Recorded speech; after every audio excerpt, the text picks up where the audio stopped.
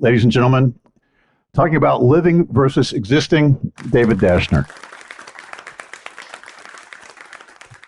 Thank you. A woman is kidnapped and placed in a cave inside a cage and abused for a year. It's miraculous that she finds a bone and a piece of meat, and she picks the lock and escapes. Her life was stolen from her. There's a young man who had a rope tied around his ankle. This young boy was thrown in the Louisiana bayou by his dad. An alligator swam out from the marsh, coming after the boy, and Dad yanked on the boy and threw him in the boat. Just the nick of time, and he shot the alligator. There's an 84-year-old woman who's going to die of terminal cancer in a year.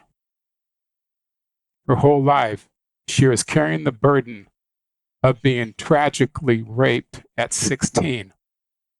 She carried the burden of the shame and all that she had to carry for all those years.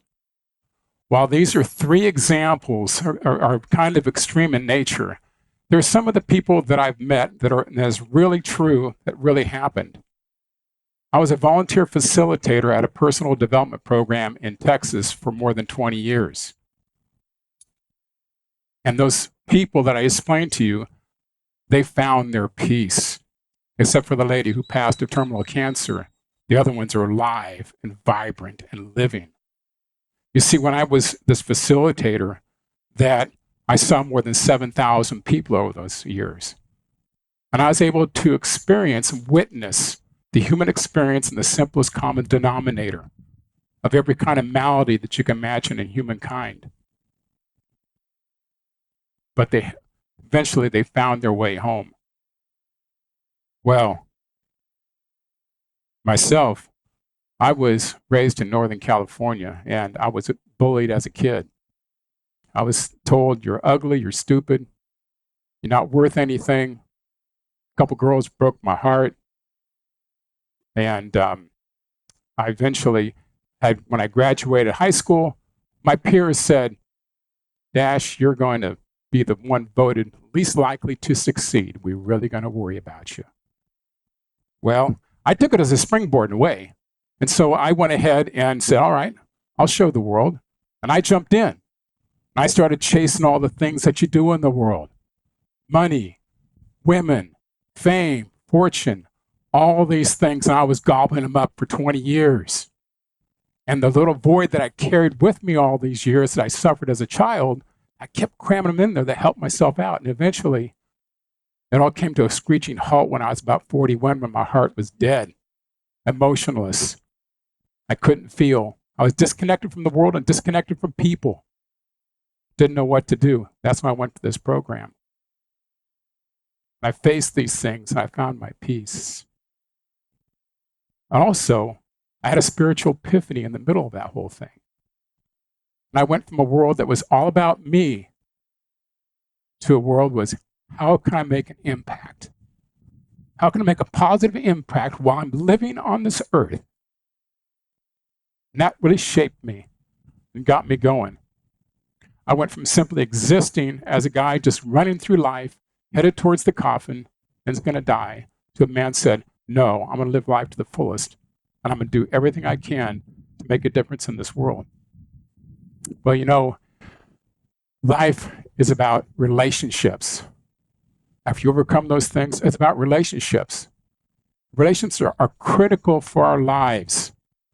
We have to nourish them. We have to produce healthy relationships. But you've got to be aggressive in a way to being out there trying to find people, talk to people, be with them, understand them. And more importantly, after you find your own peace, you can be real and authentic with those people, and they want to be real and authentic with you. That's really part of real living. Not only can it provide you living for joy and all this other kind of stuff, it also can preserve you and help you when things are kind of crazy. So I remember a story when I was oil and gas exploration in Texas, and I acquired some properties, and I put down some promissory notes to a bunch of landowners And I promised to pay them. I had no money, hoping I would find some money to pay for this deal for people. And now they all came up to due the following week. I didn't have anybody. And I get a phone call from an attorney. He says, Mr. Dachner, I understand that you're not going to pay my landowners next week. And if you don't, I want you to know I'm going to prosecute you to the fullest extent of the law. I said, you can count on getting that money. And see, in Texas, if you do that kind of thing, you're going to jail. So it's pretty serious. Well, it wasn't 2 hours later, Manny Jack called me up and said, David? I said, yeah. I want to help you. I want to help you on this project. I like you. I want to help you out. What can I do? Well, Jack, I need some money. I'll send you $250,000. I'll wire it to your account tomorrow morning. Will that help? I said, you bet. And so the relationship I had nourished and built with him over time helped me get through these difficult times. It was amazing. So it's very important to nourish those things. The other thing I found important is living with purpose. You go through a life here, and either A, life is coming at you, or you're going at life, and it's a conflict, a battle, constant conflict. Who's going to win the struggle between you and the outside? But you take the power away from the outside world when you go out and you give and you help and you support and you do something different, you get into it. So for me, when I was a lot younger, in my 80s, I went to St. Thomas. My aunt was living there for 25 years. And I used to see her there every year. And I spent 2 weeks with her, and I enjoyed it. St. Thomas and the USVI, it's a very mature economy. It's doing really well. It's been there this is 1980s. It was booming that back then with cruise ships, shops, and resorts and all this. But I noticed one thing.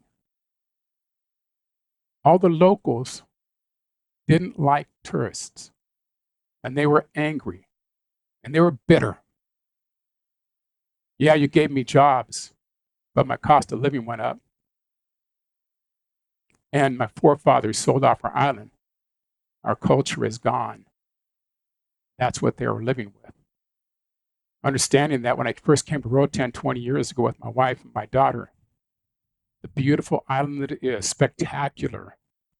Not only the island and the seas, but the people are amazing people, a beautiful, amazing mosaic of incredible cultures and people make this island really a special place. But it's also a very youthful place, very youthful economy. And I was concerned about that. What can I do? Well, my mission is to be a beacon of possibility into the darkness of the developing world. My mission is to be a beacon of possibility into the darkness of the developing world and get people off the bench and into the game of life. Conscious tourism is about how tourism can elevate a culture or it can replace it. How can the business community blend in with the cultures on the island, let them make it a island economy, not just a few. If not, we're going to be facing some dire things. So I'm working hard with that mission to try and how can we connect everybody to make this thing real. It's a beautiful place. Listen, if you combine business enterprise with philanthropic work and purpose, and you line those together, you can transform individuals, communities, yes, even a nation. So, I have plants. This plant is living, alive. It's growing. It's excited.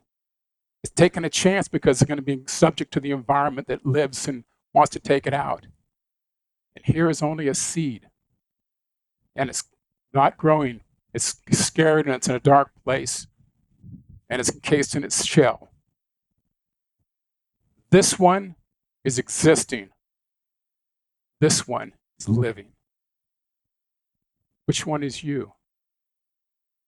Thank you.